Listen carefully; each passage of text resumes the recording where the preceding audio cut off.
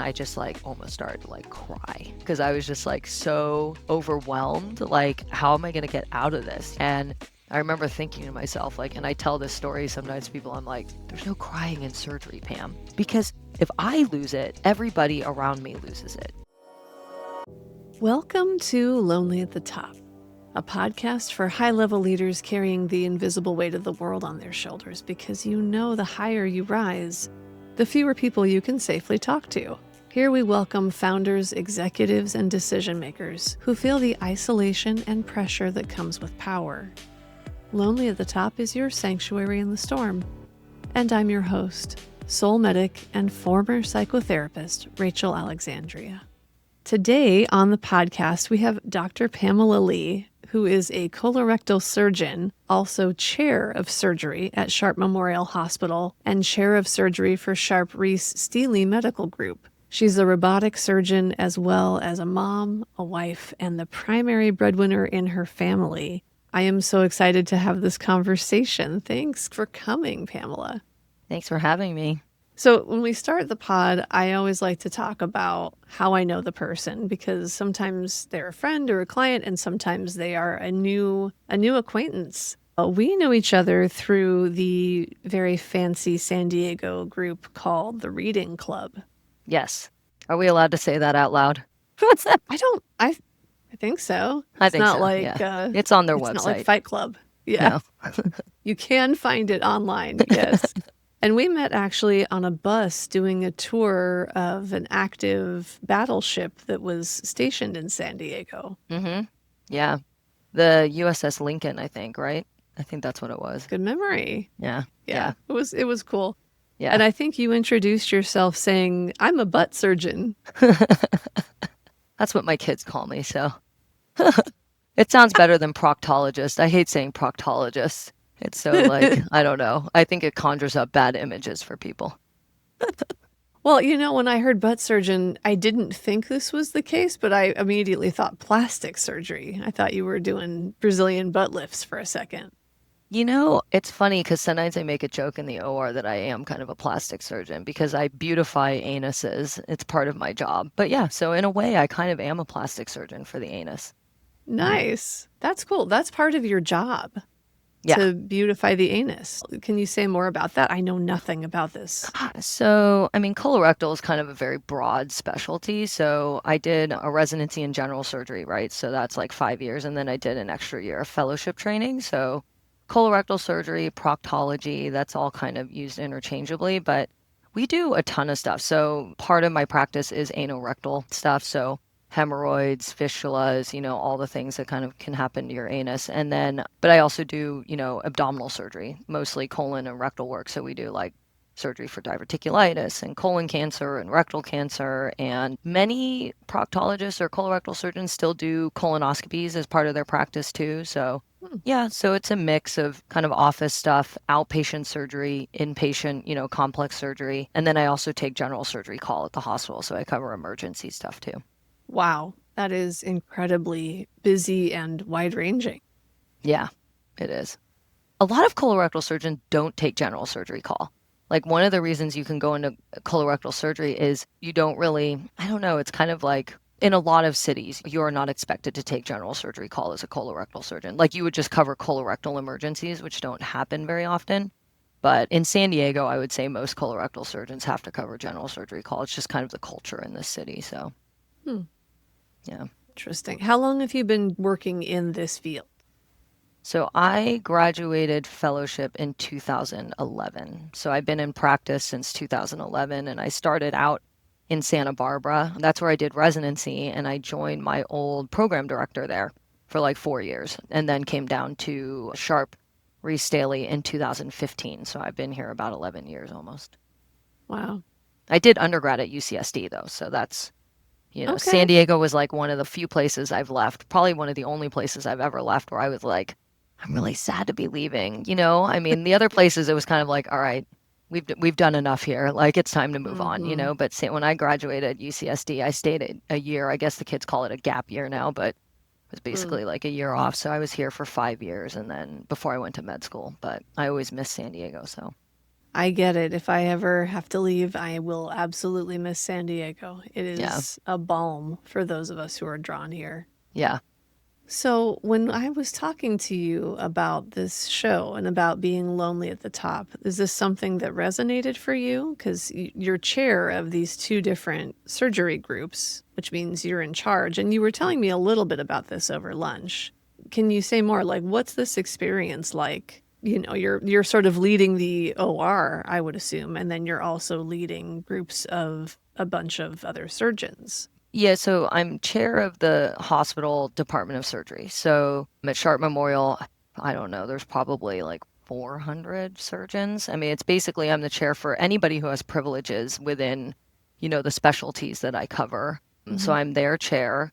And then, as you mentioned, I'm also the chair of surgery for my medical group. So that's kind of a different, it's a different role. Each one is challenging in its own ways. So with the hospital side, most of my responsibilities have to do with ensuring quality of care, making sure that, patients are safe. We do what we call peer review. So if there's cases that have complications or fallout, there's a number of things that we look for.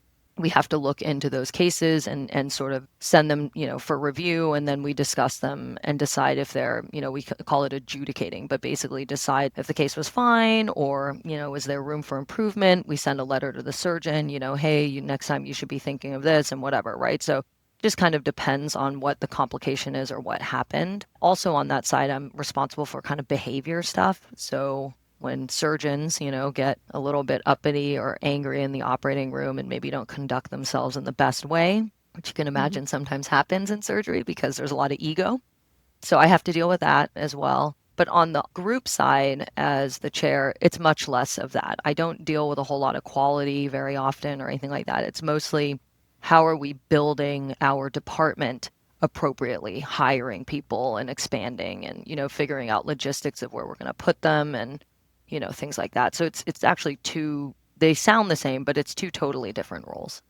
Yeah, I get that. One is kind of thinking more systemically, and one is more personnel and HR. Yeah. Hmm. Okay. And what made you decide to take on either of those roles, and especially at the same time? So I've been chair at Sharp Memorial for longer than chair in my group. It's one of those things, I don't know. I mean, I started here 10 years ago, and obviously I was kind of the new kid on the block. So, in that sense, I didn't really have any specific aspirations of, being in leadership or anything like that. But, probably about 4 years, 3, 4 years into being here, some of the leaders that were already in these positions kind of tapped me on the shoulder and were like, hey, have you ever thought about running for this or doing that? And yeah, so that's kind of how I got into it. And it probably wasn't until about 5 years ago that I really started getting into like some of these leadership roles. Yeah. So you got tapped on the shoulder, but yeah, what in you, like, was there like a, oh, I think I can make things better? Yeah, Yeah. I think so. I mean, I think that like there are plenty of leaders, and I've seen them because they've been my leaders, where I'm like, I would not do things that way. You know what I mean? Like, Mm-hmm. it's kind of like parenting, right? Like as a parent, there's so many things that my parents did that I'm like, I'm not doing that. You know what I mean? So, Yeah. and most of my friends that have kids are like, oh yeah, I learned a lot what not to do from my parents. So I think that Right. I've been subjected to bad leadership, Mm. myself.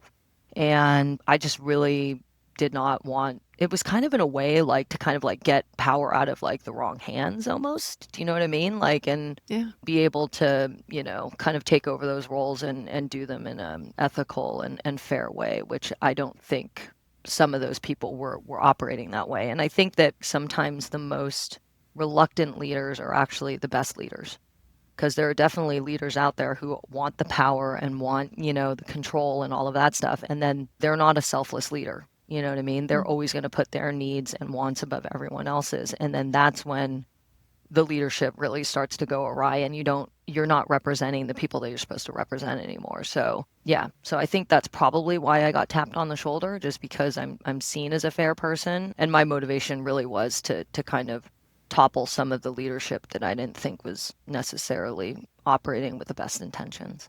Mm-hmm. That's really cool. I mean, it's a good reason. What are the sacrifices that have come with that? And do you feel like it's worthwhile?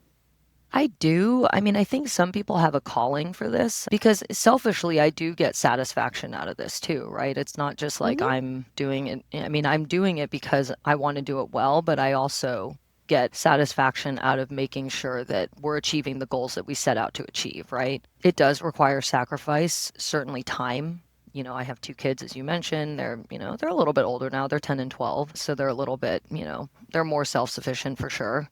I have an incredibly supportive husband who, as you mentioned, I'm the primary breadwinner. So things were, I think, it was a lot tougher to be in leadership when they were younger, right? Because, Mm-hmm. there's just so much stuff going on and the emotional toll of being a parent, which is significant. I would sometimes come home and my husband would point out to me that like I didn't have a lot of bandwidth left over for like the kids and the family. You know what I mean? So Mm-hmm. not only was it a time thing, but it was also like, an emotional exhaustion thing that I think my family has kind of had to deal with. And, like even in the beginning, I mean, when I first started out in practice, I mean, I was just like so anxious all the time too. Mm. So my husband's seen me go through, I mean, we've been together since residency, so, and he's not in the medical field, right? So he's seen me go through all of these like phases of my life.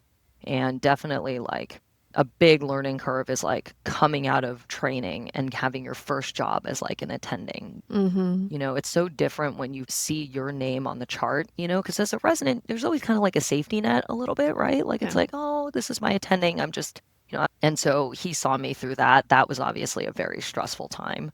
I would say, I always feel whenever I meet new surgeons, I'm like, "Ugh, I like feel for you. You know what I mean? Because it's gnarly the first 2 years. You finally, after I think 5 years, I would say, like kind of, you're like, okay, I got this. But it takes 5 years after training to really feel comfortable that you can deal with the stuff that's coming in through the door, especially with like taking call and things, right? Because it's like, Yeah. it can very much be like, a crapshoot as to what comes in. And then I got through that and then I got into the leadership, right? And so now that's a different time, and kind of like emotional suck, Mm-hmm. So I think that that has been probably the biggest sacrifice is to my family is that the time and the emotion, I'm at the kids' baseball games, like doing meetings, you know what I mean? And I'm there, Mm-hmm. but sometimes mom has to be on a meeting. Sorry, I'm like watching you, but thank God for Teams. Yeah. You know what I mean? Because before pandemic, I mean, everything was like pretty much in person. So, if Right. there's one good thing that came out of pandemic, it's that most stuff is on Zoom. So I can do it while I'm making dinner or going to the game. So, but they're kind of Mm. used to seeing me with my headset on. Mm. Yeah. It's so helpful to hear about. I don't know if you experience this sort of post-feminism thing of like, I think we've seen lots of women in power talking about trying to hold family time and trying to hold work at the same time. But it also seems like we can't get enough of these stories, Yeah. even still, even, 30 years into this post feminism. Like, I don't think I'm even using the right term because I don't think we've ever left feminism, but I Yeah. am not a student of that part of sociology. It still feels like it's hard to talk about, and it's a thing that guys don't talk about being in leadership, having a really powerful career and just sort of the heart-wrenchingness of knowing that you're trying to be there for your kids but you're still not there, you're still not as present as you want to be. Hmm. So I appreciate you bringing that in because I think there's a way that we tell women they should have it all, and it's not true. We have to make our choices. Yeah. So, how is that for you in the field? Are there a lot of other female surgeons who are making these same choices? Do you have like a camaraderie around this? Yes. I mean, so women in medicine is like, I think over 50% of the med students in the US now are women. It's over 50%, but within my specialty and within surgery, it's not as much, right? So, Mm-hmm. which I understand. I mean, when I went through med school, I was not interested in, you do all these rotations like through, medicine and peds and, everything like that. And I just didn't, those things didn't call to me. People always ask me, like, why'd you choose surgery? But it's just like, Is peds pediatrician? Yeah, Is that yeah, okay? pediatrics, yeah. So there's like Okay. more, sorry. So with surgery, there's less women because it's more demanding. I think that that is changing somewhat. Like when I was in residency, I didn't have kids, right? Like, because I was just like, I'm not going to do that. It's too stressful. And I'm not like, you know what I mean? Like, I'm not, there's very much this like onus as surgeons that you don't want to put your work on on anyone else, right? Like, I'm not going to pass my patient on. I'm not going to sign my patient out. Mm, Like, and it's kind of an old school way of thinking. I think that there's more women in surgery as we're more like, the younger generations are obviously a lot more concerned about lifestyle and things like that. You know what I mean? So I think the needle is moving, but I was kind of brought up in that transition point where you really didn't want to sign things out. You round on your own patients. You know what I mean? hmm If something happens, you're the first one there, to your patient, So I still think there's value in that, but I think it has to be a balance, right? So I think that as things have moved on, there are more women in surgery. Probably, I think maybe like 40% of general surgery residents now are female. But it's definitely when you look at like my department that I run, there's not Mm, many. There's not many women. okay.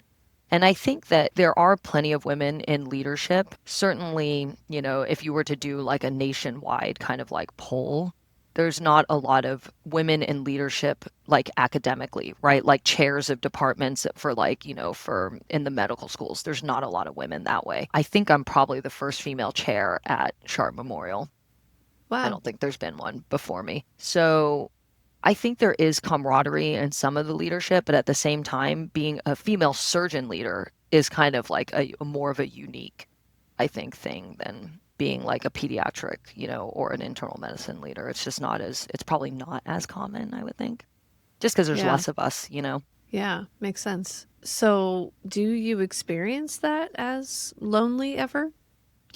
I don't really feel like I'm lonely in this often. I mean, I have so many good people that have tapped me on the shoulder and kind of, brought me up through this process.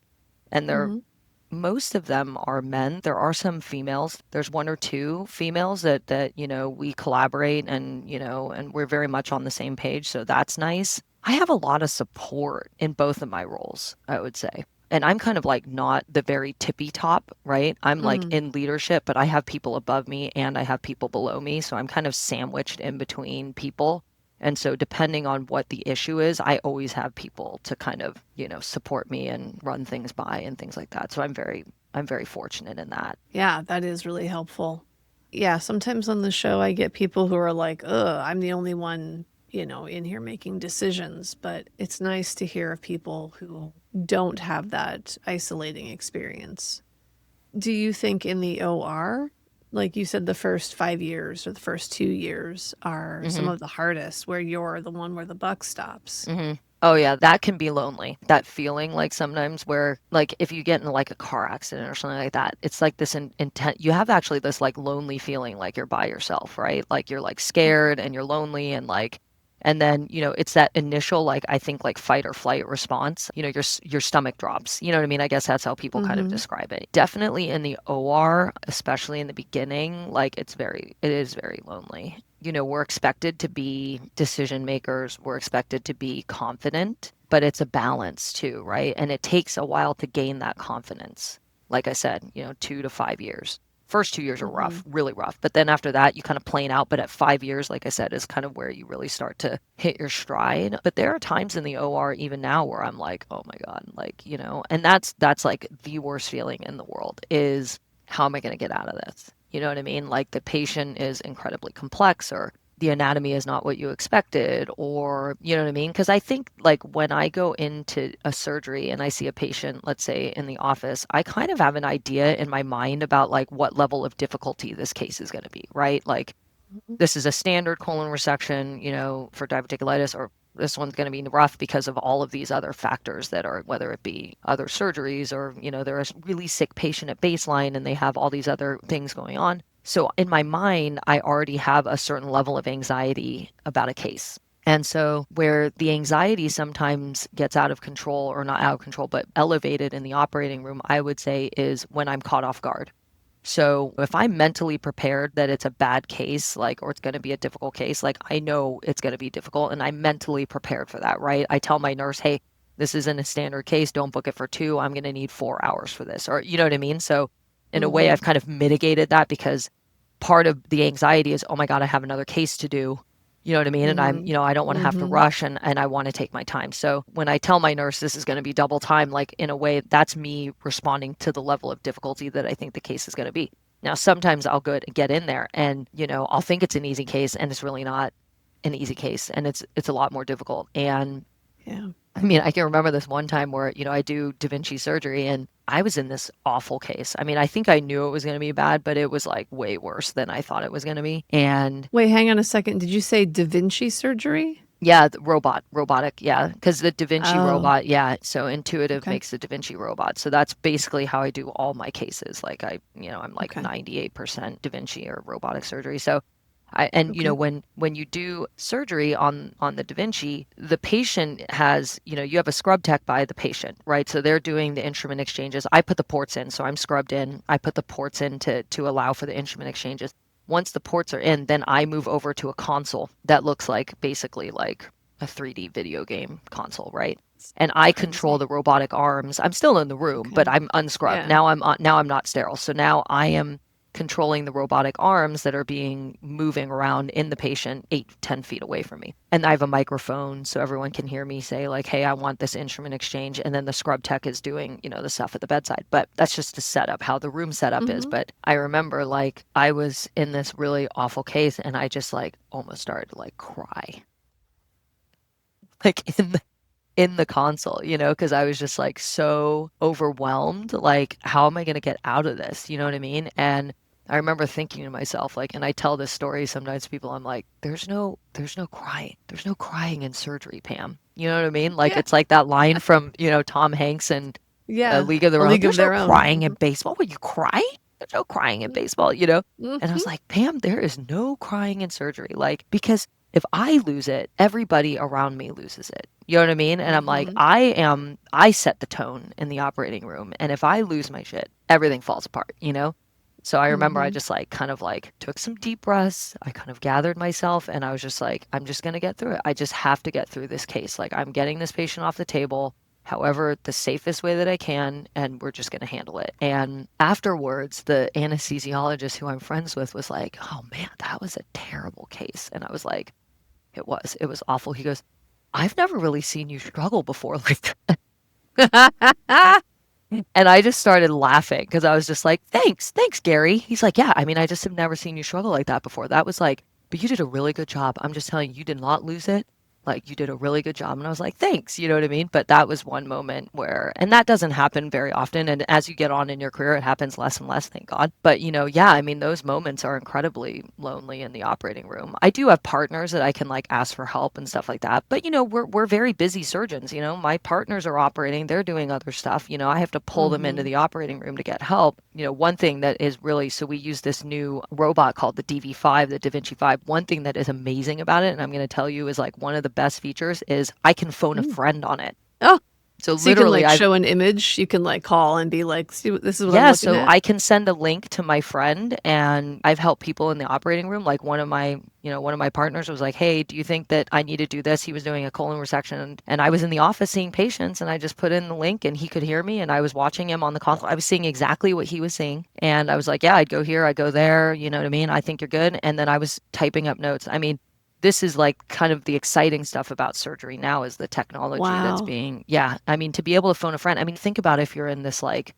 small If you're in the town in middle the of middle of nowhere, nowhere Illinois or something. and Yeah. you're the only surgeon doing that surgery and you're like, man, I just could really use some help right now. You can remote in proctor. I've proctored one of my old residents in Seattle, in Washington, and I just logged on from my computer and he was there and I was watching him operate and I didn't even have to travel to Washington and I could be there for the whole case. So the connectivity between all of us is, I think, like one of the most exciting things that's going to happen in surgery in the next, like, it's happening now, but it's only going to get better. Wow. That's incredible. What a cool, yeah, thank you for sharing that. People who tune into the show never know what they're going to hear about. That's part of why I like doing the show and I like doing what I do because I get these windows into other people's amazing professions and their worlds and what's happening there. That's really cool. Well, eventually you'd want to be able to do surgery in Africa from New York City or something. You know what I mean? You put a robot there and then you have like a cable and you can actually like, I guess. So yeah, it's a really exciting time for robotic surgery. It's going to be pretty amazing. So, Yeah, that is amazing. Wow. It makes me think of we've seen Project Hail Mary a couple times in the theater. Part of what happens in this realm in the book is they have to devote the entire planet's resources to sending these three people off to another hmm solar system to find the answer for something that's killing our sun. And our sun as in the solar star that supports life on Earth. hmm And one of the things they have to resolve is how to take care of the people when there's not going to be any medical personnel present. And so they have like nanny robots that have to be able to do it's not really a major plot point, but it's yeah, in there. So, yeah, I guess we're not that not that far far off. off. Wow. That's crazy. Well, I love hearing that, it sounds like in your career, like everyone who works in surgery has figured out that isolationism is bad for the hmm work. So it seems like a career where, like, unlike a lot of other things, they're really seeing like we have to figure out how to support each other to have better outcomes. So, 100%. I mean, I think that that is like just not being on an island. You know what I mean? Like, there's so much that we can learn from each other as surgeons. And, like I said, most of us, we're busy. I rarely operate with my partners. If anything, I'm operating with other surgeons that are of a different specialty and we're doing like a co-case, right? So I'm like operating with like a gyn-onc or something, a gynecologic oncologist, and he's doing the uterus and the ovaries and I'm doing the rectum or something. Do you know what I mean? So in yeah. those cases, we're together, but I don't operate with my colorectal partners like ever, right? Because they have a full schedule. They're doing their own thing. And Mhm. so surgery can be incredibly isolating in that sense where you're just kind of you're the one in the OR and you're the expert and everyone's looking to you. And so for me, I think you're right in terms of outcomes and quality. There's so many times as a surgeon, you just think like, if I could just get someone else's eyes on this, to just look and just make sure that I'm in the right plane or that I'm doing, you know what I mean, that I'm doing the right Mhm. thing. It's incredibly valuable because we have so much that we can learn from each other. And that's what I think the connectivity and the community that's being created with this new Da Vinci system is, that's one of the biggest advantages, I think, is that ability to connect surgeons. Wow. It just makes me think about because when you were first talking about kind of getting into the weeds, like being in there with a patient and being like, "Oh boy." I mean, that happens with therapy too. One of my trainers, when I was in therapy school, she was addressing a question somebody had about being intimidated to do the work. And she said, "Yeah, the first time I sat in with a client, they started talking about all their problems and I thought to myself, "Oh boy, this person needs a therapist." And then they went, "Oh no, that's me." I loved that she shared that. Yeah, And I think early on therapists tend to have the same issue of like, how do I help? Especially because we don't have immediate results the same way that something very physical like right. surgery does. But that same thing can happen, and I think it happens less over time. But I've definitely sat in with a client from time to time, and they come in, and I'm just going in my head, like, I, How I do don't I? know how to make. Yeah, I mean, I guess the benefit that I have with my clients is I get to say, because this is just how I practice, I get to make that transparent. hmm Like, wow, yeah, this is a really rough one. There's not a lot of getting out of this. Here are some things we can do, what feels appealing, so I can kind hmm of collaborate on the treatment with them, which obviously you so cannot do in your profession. So that is one way that I unisolate myself as a practitioner. But yeah, there's some part of it that I really feel a kinship with. Like sometimes you're just like, "Ooh, this is more complicated than I thought it was. And I thought I could help, and now I'm hmm doubting." I think like, from the perspective of somebody who I can't collaborate with the patient on the table, obviously, but Mm-hmm. I think that that vulnerability to be able to say that I don't have all the answers is incredibly powerful as a surgeon because surgery is interesting, right? Like you want your surgeon to be confident. And let's be honest, most surgeons have some sort of ego. My husband will tell Mm-hmm. you that as well. And there's a healthy amount of ego, right? Because you don't want Hmm. your surgeon to be paralyzed in the operating room when something comes up, right? You want them to be very No. like, Take charge. you want them to take charge, exactly. And there's a certain level of ego that has to come with that, right? But I think the best surgeons are the ones who have that, but they balance it with humility and curiosity to learn and learn from their mistakes, right? A dangerous Yeah. surgeon is somebody who doesn't think that they have anything more to learn. And so it's about finding that balance. And the best surgeons are the ones that can balance those things. They can have an ego and they can be confident in what they know, but they can also understand that they have a lot to learn and they're still learning as they go, right? But, if you have one side or too much of one or the other, that's when you get imbalance and you can get surgeons that are either have behavior issues or, you know what I mean, or have quality Hmm. issues when they have too much of one of those things, or they're really paralyzed by decision making. I mean, you don't want to have a surgeon that's like that either, because that's also not safe. So Yeah. it's about, finding that balance, which can be difficult. I watch a lot of Scrubs with my husband. So it's interesting because I've seen all of these issues represented in the show. So Hmm. that I just keep going back to like, oh yeah, Turk and his ego and Hmm. the times where he's been too vulnerable with a patient and then a patient comes off of his service, for Yeah. example, because Yeah. he wasn't cocky enough. He didn't Right. convince the patient that he had a handle on it. Yeah. We literally just watched that episode last night.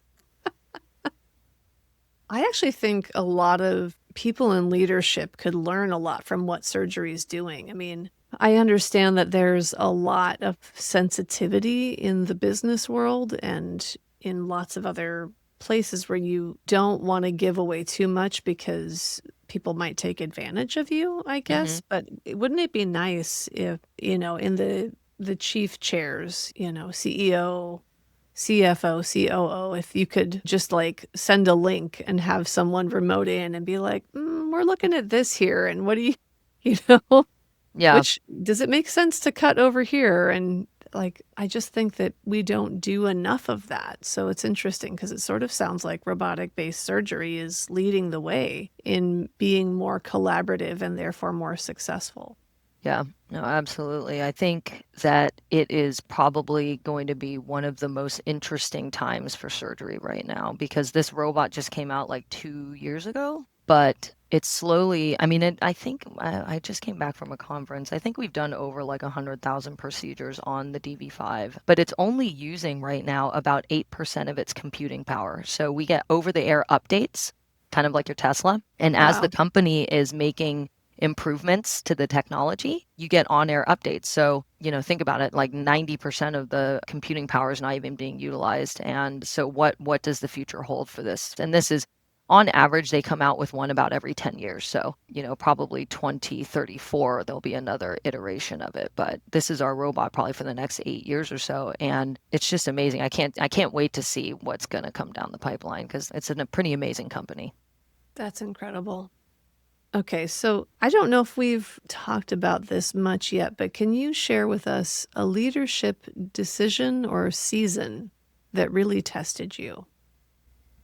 I think that probably the thing that is the toughest for me is probably more on the hospital side with the Hmm. chair of surgery because with the department for my group, it's like I said, it's mostly like program building and stuff like that. So but I think that there's an incredible responsibility that comes with being the chair of the department on the hospital side, just because like I said, we deal with a lot of quality, we deal with a lot of like stuff that can be very impactful to somebody's career. Hmm. There are certain actions that we take sometimes that will report someone to the medical board, for example, right? And that is like a permanent mark on their record. And so it doesn't, thank God, happen very often, but it Yeah. does happen. And I think that that's probably one of the most difficult things that we do. That's the most trying thing is, and a lot of it is done by consensus. So it's not like just me making that decision, right? Like there's definitely, legally like a whole process that we have to go through. And so it's never just on me to make that decision. But I think that anybody who's on that committee has to take it very seriously. And, I think we actually have a really good committee at our hospital that does take it very seriously. But, there's a lot of opinions sometimes in the room, right? And if it's somebody who's a surgeon, you have other people that aren't necessarily in that specialty that are voicing their opinion. And so I think for me, it's my job in those situations to, mitigate those things, try to advocate in some respects for the surgeon and give my objective opinion about it, just because I do think it's incredibly important for us to be good stewards of the people that we're representing. So it's a balance for sure. But I think that in terms of the difficult things, that, the trying things, thank God it doesn't happen very often. But when it does take a toll on you just because it can be very impactful, like I said, for somebody's career. So, Yeah, that makes sense. Oh, yeah, changing the trajectory of what happens to somebody's career. Although, I also make the argument with my clients that if people don't want negative results, they also should change their behavior. yeah, no, But I and hear that. it can be difficult, right? You're dealing with like, personalities that have been entrenched for like, 40, 50, 60 years, Mm-hmm. and surgery's a different thing now, you know what I mean? Like back in the day, was, they got away with whatever kind of behavior stuff they wanted. And now we're just like, dude, that doesn't fly. Like you can't be doing that. You know what I mean? This isn't the Yeah. 60s anymore. You know what I mean? Like this isn't even the 70s. Like you can't be doing that? So Yeah. anyways, Mm. Well, when you're at the top, no one sees your balance sheet of burdens. But here on the show, we always like to ask the guests to open their private ledger. So, can you share with us? And I think we talked about one thing, but maybe there's something else, or we can just hit the same note. What is one cost you've paid for being in leadership? We talked about the cost to family. I don't think I've necessarily lost any friends, but sometimes I do have to regulate people that I know personally through all my relationships. You know what I mean? So, When you say regulate, what do you mean? well, a lot of the people that I lead are like I know them on a personal level because we're friends. Do you know what I mean? So, Mm-hmm. because they're my colleagues too. So sometimes I have to put on like the leadership hat, which can Gotcha. be, Like you it can have be to still, you can't like let your hair down, even though you're friends, because you're also the leader. Yeah, or if they're doing something that is like not okay, I have to tell them that. And so, Mm. it's sometimes that can probably take a toll on some of my personal relationships just because, now I'm the person that's coming down on them. So, I mean, I Yeah. Yeah, I can see that. That is a lot. It seems like you're pretty comfortable with being in charge. And at the same time, yeah, there is a price that you pay. yeah. The little Actually, therapist in me is like, it's like, oh, I can get in there. yeah. All right. So, what is one invisible asset you didn't realize you had at the time? I think that like in terms of me, like and what I realized about myself was that I have buy-in from a lot of the people that I lead that I didn't necessarily think that I would have. Just being a female and being like, you know what I mean? Like probably the first female chair at the hospital. But I think I had a lot more respect from those people than I anticipated, honestly. Like I kind of was like, well, I don't know. I mean, I'm in the position, we'll just go with it. But, I'm asked to have a lot of difficult conversations. And I do think that the people that I'm having those conversations with, they do listen to me. They're not just kind of like pretending to listen to me, and they listen to me because they respect me, which I guess I wasn't expecting that I would be able to have that kind of impact on people who, like we said, are egotistical a lot of the times. They've been doing something the same way for 20, 30 years. And here's this like 45-year-old Asian female that's like coming at them and being like, hey, you can't do that. You know what I mean? And like, they're like, okay, fine, Pam. You know what I mean? And I'm like, oh, wow, like that. Let's see if it actually works. But I think I've gotten that way just because I've earned their respect just by being in the trenches with them. Like, I definitely think that there's something to be said about leaders that are doing what they're saying other people should do. And I do Yeah. that, right? Like, people see me in the hospital. I work hard. I'm not shirking my duty. I'm a good surgeon. I take good care of my patients. And so when I come at them and say, hey, you can't do that, they know I'm not doing that. You know what I mean? And I'm in the same position that they are, essentially. You know what I mean? And Hmm. so, I think that if you don't come from a place of authenticity from that standpoint, you're not going to get people to listen to you or even consider what you're saying. Yeah, I think that's very wise. I'm going to ask you two more questions. If anybody hears this episode and would love to in some way be in touch with you or be inspired further by your Hmm. leadership and your example, is there a way that you're letting people get a hold of you? Yeah, I mean, I think they can find me on LinkedIn on Okay. my profile. Yeah. Okay. We can add your LinkedIn in the show notes. Yeah. And last question, in the time machine question, we're going to open the time machine. If you could go back to any point in your career, what would you say to yourself? I would say to myself that, I think one thing that I didn't do well was take the time to self-analyze when I was coming up through this process. I think that I was very much like keep my head down, traditional surgeon, like work, work, work, work, work. And, I didn't do a lot of self-reflection about myself and my relationships, with my husband and my children and things like that. And so I think that I've come into that later on, but I wish that I had done that sooner to just kind of create more balance in my life, I think. That's pretty So, typical from high performers. You got to focus on one thing and make it a priority. Well, yep. thank you so much for coming and having this conversation with us. Thank I you for found it having me. fascinating. Yeah. Thank you so much. Thanks for listening to Lonely at the Top. If today's conversation resonated, I hope you'll give yourself a moment to check in with yourself and see what you might be carrying silently. You don't have to hold it all alone. If you're ready for support that goes deeper than just strategy or listening, you can learn more about working with me at rachelalexandria.com. And if you know another leader who needs to hear this, would you send them this show? Because yeah, it's lonely at the top, but it doesn't have to stay that way.